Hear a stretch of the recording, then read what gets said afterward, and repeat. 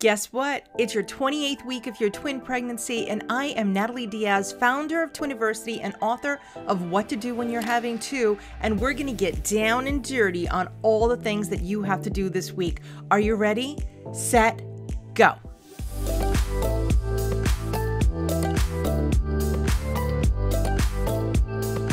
First of all, could we just take a minute? You made it to your third trimester, 28 weeks. 28 weeks. You've been doing this for 28 weeks. You may have endured morning sickness, round ligament pain, swelling, discomfort, peeing all hours of the night. You've done it. You're in your home stretch. Pretty soon, before you know it, you're going to be holding the sweetest little twinnies in your arms, and you're just going to absolutely melt. But before that happens, we got to get some stuff done. I know you've been putting this off. I talked to so many moms about this. That hospital bag, you know that bag that you have sitting at the end by your bedroom that you're like, I have to put stuff in it, and you haven't gotten to that? Well, you need to get to that. Packing your hospital bag is pretty important, and not because I think you're going into labor this week, simply because you got to get it done. It's going to be one thing that you could check off your to-do list and not have to worry about it. So you got to get it done. So just because you got to get it done, what does that mean? What am I putting in this hospital bag? Well, we have a whole hospital bag packing list for you over at Twiniversity. We're going to put some links below, so don't get nervous, but let's just talk about a few things that you may forget. Number one, an extension cord.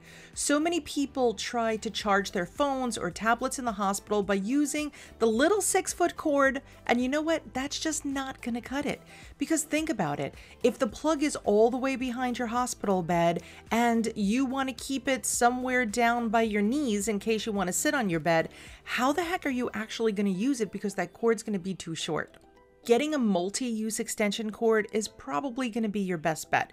They sell some great ones. We're going to drop some links below, but personally the one that I have is from Anchor, and it has both plugs and USBs. But there's a million of them out there, so don't get nervous. If you have one laying around in your junk drawer, grab that, throw that into the hospital bag, and don't think twice.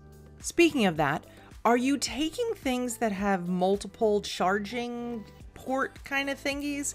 So like if you have an Android and let's say your partner has an iPhone, make sure that you have all the necessary chargers, and do not take the ones that you are currently using. Let's say hypothetically you have to take this bag and run.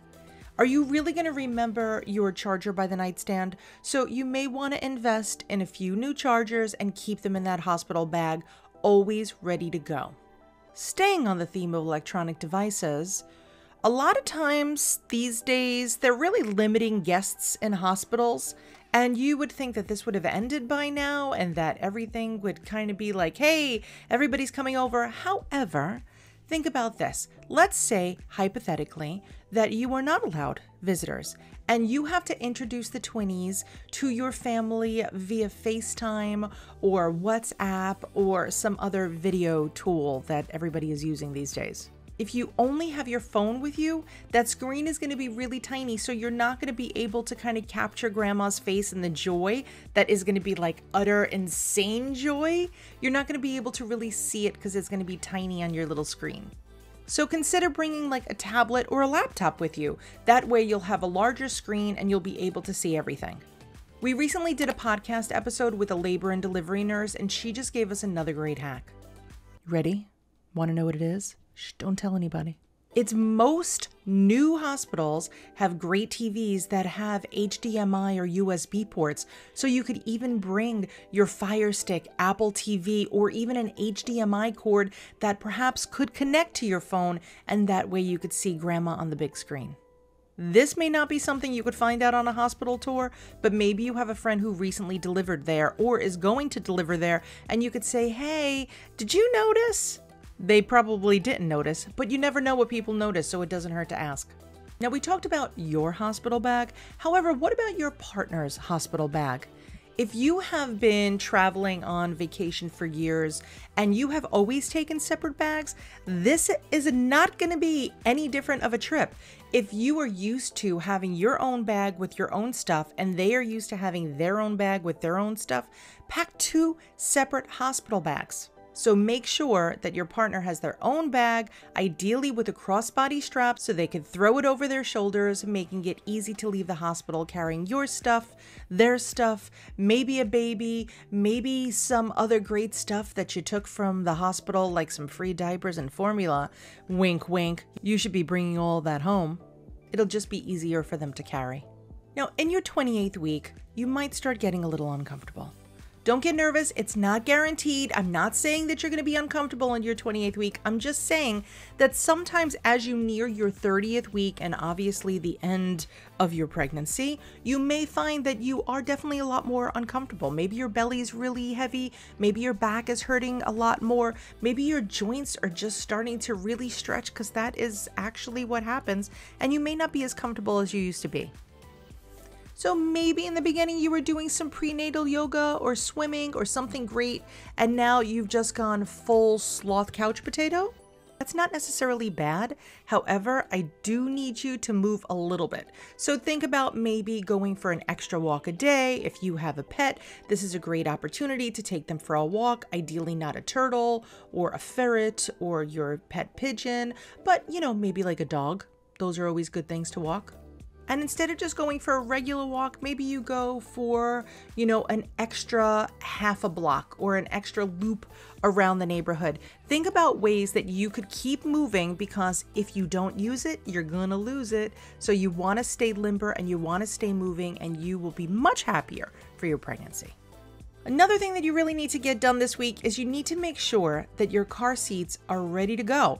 So they need to be installed. They need to ideally be out of the box. You will have read all of the instructions of both your car seat and of your car to find out where your car actually wants you to put 2 car seats. And maybe you even had them inspected by a local child passenger safety technician. To find one in your area, you could go to safekids.org. Next item on the list, bum bum bum. You need to make a call to your health insurance company, and you have to find out what paperwork needs to be ready before the delivery of the babies. If they're going to go on your plan, is there any special information that they need? Is there anything they need from the hospital? Do they need provider ID numbers? Do they need hospital addresses? Is there any paperwork that you could get done now that you are not doing in a hospital after these babies are born? And if you haven't done so yet, you might want to find out about that breast pump. Sometimes hospitals are really hesitant to give you information kind of before this time, because they want to make sure that you are going to have a great pregnancy and that there's going to be no concerns. So they might have been holding back on some info from you, and this is the time to get it. So if your medical insurance covers a breast pump, please make sure, how do I get one of these? Which one do I get? Do I get the accessories? Oh my gosh, so many questions. And then finally, the last thing that I would like to make sure that you are actually doing in your 28th week of your twin pregnancy, that baby shower. Yeah, we need to have that soon, ideally. That would be good. Is that planning? Is that coming up? Is that even this week? Was that this week? Is it going to be a surprise? Did I just ruin your surprise? So if you're having a baby shower, or if somebody's planning a baby shower for you, gently nudge them towards this video so I could say, you need to do that soon. Okay? Like, for real, you got to get on that, because as her pregnancy is, getting more and more advanced, she's not going to be so comfortable, and we want her to be comfortable as she's opening all those fancy gifts and we're making that really funny bonnet with all the bows. Now, if you need some baby shower ideas, head on over to our Etsy shop. We actually have a ton of twin-specific baby shower games and a baby shower planner that's just for you guys. All right. That is your 28th week of your twin pregnancy. I will see you next week for week 29. But if you're like, Nat, wait, I need more. Hey kids, you know that we got tons of classes for you, right? Check out our Expecting Twins class, which is over 70 videos of tips like this, plus a heck of a lot more. And if you don't want kind of an on-demand experience where you could watch it at your leisure and you want to hang out with me more, we have live classes every month on Zoom. So yeah, it's not just for my New Yorkers anymore. It's literally for people all over the world. For more information on our classes, it's simple. Go to twiniversity.com/classes. All right, kids, be good to yourself. Keep it moving. Do those car seats. Plan that shower. Pack that hospital bag. I will see you next week. I can't believe it. We're getting to 29 weeks. It's right around the corner. All right. Love you guys. See you later, alligators. Have the best day ever. Make it count. I can't wait to see you next week.